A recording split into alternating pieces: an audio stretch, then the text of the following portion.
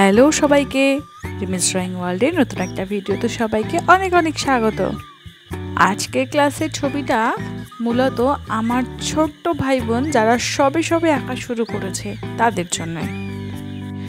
ছবি আঁকা বা সিনারি আঁকা শুরু করাটা যে কতটা সহজ এই ভিডিওটার মাধ্যমে তাদেরকে দেখাবো। একটা সাদা খাতা, সেটার মধ্যে একটা স্কোয়ার কেটে নিয়েছি। এইবারে সেইটার ঠিক মাঝ বরাবর থেকে এমনি করে যারা সোজা দাগ দিতে ভয় পায় তাদের কোনো ব্যাপার নেই, এরকম একটু এবড়ো খেবড়ো দাগ দিয়ে নিতে হবে। তারপরে এই দেখো দুটো দাগের মাধ্যমে একটা ঘর আঁকলাম।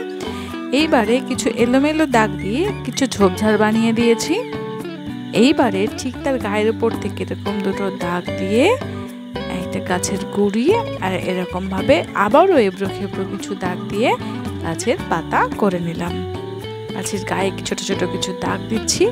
এইবারে এইখান থেকে একটা সোজা দাগ দেওয়ার চেষ্টা করবে। যদি হাতে দিতে না পারো তাহলে স্কেলের ব্যবহার করতে পারবে। একটা হাফ সার্কেল বা উল্টো ডি লিখে একটা সূর্য আঁকলাম। এইভাবে কিছু ভিয়ের সাহায্যে পাখি এঁকে দিলাম, আর আবারও কিছু এবড়ো খেবড়ো দাগ দিয়ে ঝোপঝাড় এঁকে দিলাম। ব্যাস দেখো, জাস্ট 5 মিনিটে আঁকাটা কমপ্লিট করতে পারবে। এইবারে সবার প্রথমে সূর্যের রংটা শুরু করছি। সূর্যের রঙের জন্য আমি এখানে রেড কালার ব্যবহার করছি। এবার রেডের উপরে অরেঞ্জ কালার দিয়ে সেই রেডটাকে মিশিয়ে দিচ্ছি। যদি তোমাদের একাধিক রং মিক্স করতে অসুবিধা হয় তাহলে তোমরা এই শুধু অরেঞ্জ কালারটাই ইউজ করতে পারো। এইবারে সেই রেড আর অরেঞ্জটাও জলের উপরে হালকা, খুব হালকা হাতে না চেপে করলাম।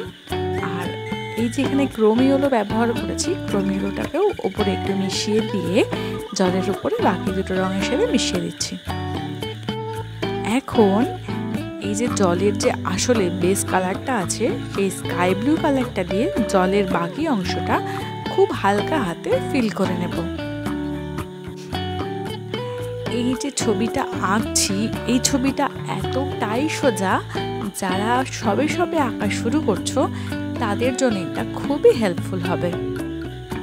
দেখো জলের বাকি অংশটা এই যে আকাশি রংটা সেটা দিয়ে ফিল করে নিয়েছি। এইবারে অরেঞ্জ কালারটা দিয়ে আবারও জলের মতো খুবই হালকা হাতে এটাকে স্প্রেড করে নিচ্ছি। এইবারে আবারও স্কাই ব্লু কালারটা দিয়ে আকাশের যেইটুকু অংশ বাকি রয়েছে সবটা অংশ এমনি করে ফিল করে নিচ্ছি।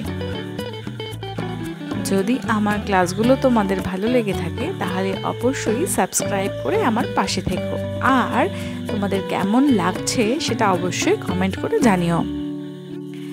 দেখো প্রথমে স্কাই ব্লু কালারটা তো সব জায়গায় স্প্রেড করে নিলাম।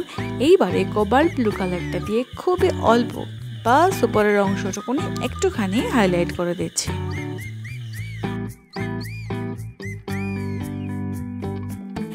এইবারে লেমন ইয়েলো রংটা দিয়ে এই মাঠের উপরের অংশটা খুব ভালো করে চেপে লাগিয়ে নেব।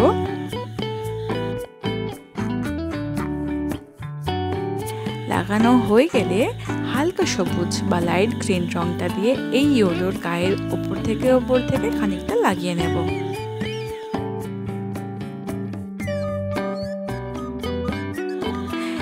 এইবারে মাঠে সবার নিচের অংশটাতে ডার্ক গ্রিন রংটা দিয়ে বা ডিপ সবুজ রংটা দিয়ে বাকি রঙগুলোর সাথে আবারও মিশিয়ে নিচ্ছি। দেখো ঠিক এইভাবে, কোনো তাড়াহুড়ো করবে না, মোটামুটি ধীরে ধীরেই মেশানোর চেষ্টাটা করবে।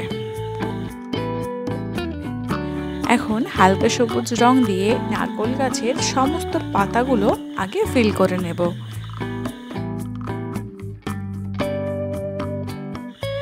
আর এই হালকা সবুজ রংটা দিয়েই এই যে ঝোপঝাড়গুলো আছে এই ঝোপঝাড়গুলোর কিছুটা অংশ করে নিচ্ছি একবারে। পরে ডার্ক গ্রিন রং দিয়ে সেটাকে শেড দেব।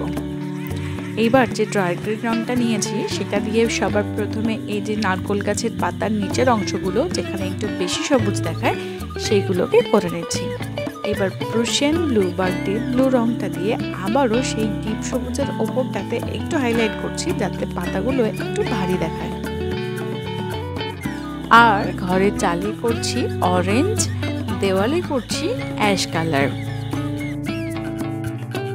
গাছের গুড়ির জন্য ইউজ করছি বার্ন সায়ানা, আর এই বার্ন সায়ানা রঙটা দিয়ে ঘরের দরজা জানলা এগুলো করে নিচ্ছি। সামান্য লাল রং দিয়ে আবার ঘরের চালটার নিচের অংশটা একটু হাইলাইট করে দিলাম।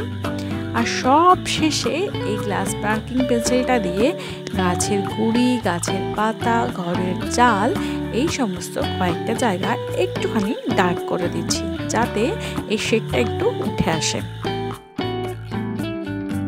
ব্যাস, আমাদের ছবি তো তাহলে টোটাল কমপ্লিট। আজকের ক্লাসটা তোমাদের কেমন লাগলো অবশ্যই আমায় কমেন্ট করে জানিও। টাটা, দেখা হবে পরের ক্লাসে।